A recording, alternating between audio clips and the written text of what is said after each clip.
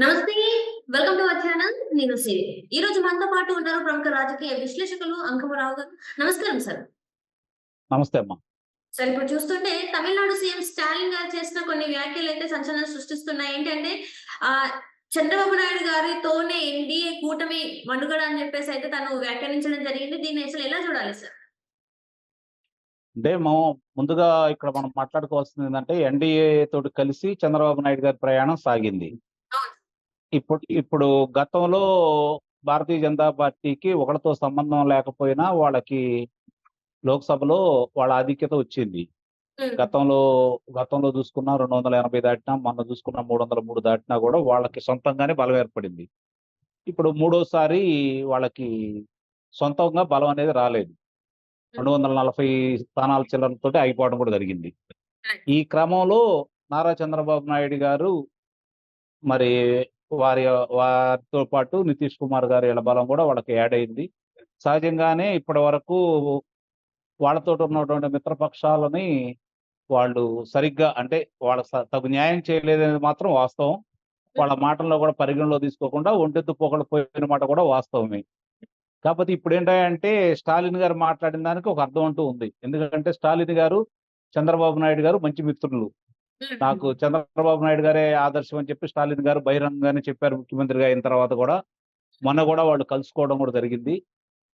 కాబట్టి ఆయన చంద్రబాబు నాయుడు గారి మీద ఉన్న ప్రేమతోటి, చంద్రబాబు నాయుడు గారి అండదండలతోటి ఇప్పుడు ప్రస్తుతం ఎన్డీఏ కొనసాగుతుందని చెప్పని మాట్లాడటం కూడా జరిగింది. ఆయన హ్మ్. చెప్పింది వాస్తవమే. ఇప్పుడు జరుగుతున్న పరిణామాలు కూడా వాస్తవమే కాబట్టి ఇది ఏది జరిగినా ముందుగా ఆంధ్ర ప్రజలకి ఇది మేలని చెప్పైతే నేను భావిస్తాను. కారణం ఏందంటే ఒంటెద్దు పోకడలు పోకుండా రాష్ట్రానికి రావాల్సిన నిధులు గావచ్చు, వాళ్ళ దగ్గర నుంచి రావాల్సిన ధనం గావచ్చు, వాళ్ళ దగ్గర నుంచి వాళ్ళిచ్చే అనుమతులు గావచ్చు, ఈటిని ఈరోజు రాష్ట్రానికి ఏం గావాలో తెలిసినటువంటి దార్శనికుడు ఆటిని రాబట్టుకునే విధంగానే రాబట్టుకుంటూ, కేంద్రానికి తగు సూచనలిచ్చే అవకాశం ఈరోజు అంటే గతంలో 1996, 98 అలాగే 1999 నుంచి 2004 వరకు హ్మ్. చంద్రబాబు నాయుడు గారు కేంద్రంలో ఎలాంటి క్రియాశీలక పాత్ర వహించారో, తిరిగి మళ్ళీ అలా క్రియాశీలకంగా వ్యవహరించే అవకాశం దక్కింది ఆయనకి. అది ఆంధ్ర రాష్ట్ర ప్రజలకు కూడా మేలే అని చెప్పైతే నేను భావిస్తున్నాను. హ్మ్. అంటే ఇప్పుడు ఎన్ని రోజులు చూసుకుంటే అయితే ఏపీ రాష్ట్రానికైతే కేంద్రం నుంచి నిధులు రాలేదు. కానీ ఈసారి మరి నిధులొచ్చే అవకాశం ఉందంటారా? అంటే చంద్రబాబు నాయుడు గారికి గట్టి పట్టు ఉంది కాబట్టి ఈసారి చంద్రబాబు నాయుడు గారు ఏదడిగినా కూడా ఇచ్చే అవకాశం ఉందంటారా మరి? మిగిలిన వాళ్ళలా గాకుండా చంద్రబాబు నాయుడు గారు రాష్ట్రానికి ఏం అవసరం వాళ్ళని ఇబ్బంది పెట్టకుండా, రాష్ట్రానికి ఏదొస్తే ఉపయోగం, కేంద్రం నుంచి ఏమేమి రావచ్చు, దాంతోటి ఒక అవగాహనతోటి ముందుకెళ్తారే తప్ప గొంతుమల కోరిక ఏ రోజు కోరలేదు. గత హ్మ్. ప్రభుత్వంలో ఉన్నప్పుడు గావచ్చు, లేకపోతే ఆయన పెత్తనం చేసినప్పుడు గావచ్చు. తిరిగి అదే కొనసాగిస్తారు. ఉదాహరణకి ఇప్పుడు మిత్రపక్షాలకి వారు కేటాయించిన శాఖలను ఒకసారి గనక మనం చూసుకుంటా ఉంటే, ఇక్కడ 136 స్థానాలు 135 స్థానాలు వీళ్ళకొచ్చినా కూడా మిత్రపక్షాలకి ఎలాంటి పెద్దపీట వేశారో, మంత్రిత్వ శాఖల్లో ఏ విధమైన శాఖలిచ్చారో ఒకసారి అవగాహన చేసుకుంటే, చంద్రబాబు నాయుడు గారి యొక్క ఉదాసీనత, ఆయన ఉదార స్వభావం ప్రజలకి, అలాగే ప్రభుత్వంలో భాగస్వాములకు కూడా అర్థమవుతుంది. హ్మ్. కాబట్టి ఇక్కడ మనం అర్థం చేసుకోవాల్సింది ఏంటంటే ఆయన గొంతెమ్మ కోరికలు కోరకుండా రాష్ట్రానికి రావాల్సినవి, రాష్ట్రం అప్పుల నుంచి బయటపడటానికి, పరిశ్రమలు రావటానికి, కేంద్రం యొక్క సహాయ సహకారాలు ఏ విధంగా తీసుకురావాలో ఆయనకు తెలుసు. ఆటి గురించి ఆయన మాట్లాడతాడు. ఈ రోజున్న ఈ రోజున్న పరిస్థితుల్లో ఆయన్ని అడిగిన దానికి కేంద్రం కూడా కాదనదనే అభిప్రాయం నాకు గూడా ఉంది. హ్మ్.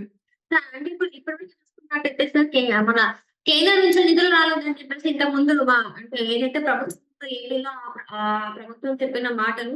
అయితే ఇప్పుడు మరి చంద్రబాబు నాయుడు గారు దానికి అది కాదని చెప్పేసి ఏదైతే పోలవరం ప్రాజెక్ట్ ఉందో ఏదైతే మన ఏపీ రాజధాని అమరావతి ఉందో దానికి తగ్గ ఏవైతే రావాలో అవన్నీ తీసుకొచ్చే అవకాశం ఉందంటారా? ఎందుకంటే చాలా వరకి అందరూ చెప్పేదేంటంటే ఏపీ రాష్ట్రం 10, 20 వెనక్కి వెళ్ళింది ఈ 5 సంవత్సరాలలో అని చెప్తున్నారు. మరి ఇప్పుడున్న ఈ 5 సంవత్సరాలలో మళ్ళీ పాత ఉనికిని తీసుకొచ్చే అవకాశం ఉందంటారా? నిస్సందేహంగా ఉందమ్మా. రాజధానిని పూర్తి చేసేదనేది చాలా త్వరగతిన పూర్తవుతుంది. హ్మ్. సాంకేతిక పరంగా పోలవరానికి కొన్ని ఆటంకాలున్నాయి. ఎందుకంటే ఈళ్ళు చేసిన విధ్వంసానికి నిర్మాణాలు కొంత దెబ్బతిన్నమాట వాస్తవం. హ్మ్. తిరిగి మళ్ళీ దాన్ని ఘాటిన బెట్టి ఎక్కడెక్కడ ఏమేమి జరిగిందని చెప్పి పరిశీలన చేసుకొని సాంకేతికంగా ఉన్నటువంటి సమస్యలన్నీ తొలగించుకొని దాన్ని కూడా ముందుకు తీసుకెళ్తారు. ఒకవైపు నుంచి పోలవరం, ఒకవైపు నుంచి రాజధాని పనులు పూర్తయిపోయి, నిర్మాణాలు పూర్తయిపోయి, ప్రభుత్వ కార్యక్రమాలు యథావిధిగా కొనసాగుతూ ఉంటే అమరావతి రాష్ట్రానికి పెట్టుబడి పెడుతుంది. కాబట్టి ఈ పోలవరం, అమరావతి పూర్తయితే నాకు తెలిసినంత వరకు నా పరిజ్ఞానంలో సంవత్సరానికి రమారమి 50,000 కోట్ల నుంచి 1,00,000 కోట్ల రూపాయల ఆదాయం ఈ రెండిటి ద్వారానే సమకూరుతుంది. కాబట్టి ఒక 2-2.5 సంవత్సరాల్లో ఈ గనక త్వరగతిన పూర్తి చేసుకుంటా ఉంటే రాష్ట్రానికి మహాదశ పట్టినట్టే. గతంలో పరిపాలన ఎలా చేయాలో తెలియదు కాబట్టి చంద్రబాబు నాయుడు గారు ఇచ్చిన బంగారు బాతుని సద్వినియోగం చేసుకోకుండా అతను కోసుకొని తినడం జరిగింది. ప్రజలు ఈ రోజు చంద్రబాబు నాయుడు గారిని కోరుకుంది. గతంలో ఆయన ఏం చేశాడో వాళ్ళందరికీ తెలుసు కాబట్టి మళ్ళీ ఇప్పుడున్నటువంటి ఇబ్బందులను తొలగించడానికి చంద్రబాబు నాయుడు గారి సరైన వ్యక్తిని భావించి దానికి తోడు పవన్ కళ్యాణ్ గారు కూడా అలాగే ఇప్పుడు ఉన్నటువంటి భారతీయ జనతా పార్టీ కూడా కలిసి వచ్చింది కాబట్టి రాష్ట్రానికి మేలు జరుగుతుందని ఇలా ముగ్గురిని కూడా ఆమోదించుకోవడం కూడా జరిగింది. కాబట్టి చంద్రబాబు నాయుడు గారు ప్రభుత్వం అధికారంలో లేనప్పుడే ఆయన 2047 అనే విజన్ తీసుకొని ముందుకు రావడం కూడా జరిగింది. అది రాష్ట్రానికే కాకుండా దేశానికి ఉపయోగపడే విధంగానే చంద్రబాబు నాయుడు అంటేనే ఒక బ్రాండ్ అంబాసిడర్, పెట్టుబడులు వస్తాయి, ఒక నమ్మకం అంటూ ఏర్పడుతుంది. నిస్సందేహంగా ఇప్పుడు గతంలో బయటికి వెళ్ళిన పరిశ్రమలు వస్తాయని నేను చెప్పలేను కానీ వాటి స్థాయికి ఏమాత్రం తగ్గని పరిశ్రమలు తీసుకొని వస్తారు. రాష్ట్రంలో ఉన్నటువంటి భౌగోళికంగా ఉన్నటువంటి వాటిని దృష్టిలో పెట్టుకొని ఏ ఏ ప్రాంతాల్లో ఏ ఏ పరిశ్రమలు వస్తే అభివృద్ధి చెందుతుందో ఆయనకు క్షుణ్ణంగా తెలుసు కాబట్టి వ్యవసాయ ఆధారిత రాష్ట్రమైనటువంటి ఆంధ్రప్రదేశ్కి ముఖ్యంగా సాగునీరు, తాగునీరు అందించేసి విద్యుత్తుని సవ్యంగా అందజేసి రహదారుల నిర్మాణం పూర్తి చేస్తే పరిశ్రమలు వస్తాయి, అలాగే వ్యవసాయ పరంగా కూడా అభివృద్ధి సాధిస్తుంది. ఆ విధంగా ముందుకెళ్లే ప్రణాళికలు ఆయన ఉన్నాయి. ఇప్పుడు మనం ఆయన పరిపాలన మొదలు పెట్టక ముందే నుంచే ఆయన ఆంధ్ర రాష్ట్ర పరిస్థితుల గురించి ఒక శ్వేతపత్రాన్ని తెప్పించుకొని దాని మీద ఎలా, ఎప్పుడు, ఎక్కడ, ఎవరితోటి ఏం చేయాలి అనేది ఒక నిర్ణయానికి వచ్చి ఉన్నారు. ఆ విధంగానే ముందుకెళ్తున్నాడు. మనకు ప్రత్యక్షంగానే కనపడతానే ఉంది. అలాగే మంత్రులు కూడా కొత్త వారైనా కూడా వాళ్ళకి శాఖాపరమైనటువంటి శిక్షణలు ఇచ్చేసి ముందుకు తీసుకెళ్లే భావంలో ఆయన ఉన్నారని చెప్పని మనకు స్పష్టంగా అర్థమవుతుంది. కాబట్టి మంచి ఆయన ముందుండి సహచరులందరినీ కూడా దాంట్లో శిక్షణ ఇచ్చేసి ముందుకు తీసుకెళ్తారని అయితే ప్రజలందరూ భావిస్తున్నారు. Right sir. ఇక్కడ చూస్తున్నట్టయితే వైసీపీ నేతలు కొంతమంది ఏంటంటే మెగా డిఎస్సీ గురించి మాట్లాడడం జరిగింది. ఎందుకంటే చంద్రబాబు నాయుడు గారు ముఖ్యమంత్రి అయిన తర్వాత తన తొలి సంతకం మెగా డిఎస్సీ పైన అయితే సంతకం చేయడం జరిగింది. అయితే ఇక్కడ వాళ్ళు అనేది ఏంటంటే 25,000 ఏదైతే ఉందో 25,000 కదా, కానీ ఇప్పుడు 16,000 దానికి చేశారు అని చెప్పేసి అయితే వాళ్ళు చెప్పడం జరుగుతుంది. మరి దీని మీద మీరేమంటారు సార్? ఇప్పుడు 5 సంవత్సరాలు మెగా డిఎస్సీ గురించి మర్చిపోయింది కదా ప్రభుత్వం. ఉమ్, గతంలో అన్న నందమూరి తారక రామారావు గారు 3 మెగా డిఎస్సీలు వేశారు. ఉమ్, తర్వాత చంద్రబాబు నాయుడు గారు గతంలో 8 మెగా డిఎస్సీలు వేయడం కూడా జరిగింది. కాబట్టి మాట్లాడుకోవడానికి, విమర్శించడానికి చాలా ఉంటాయి.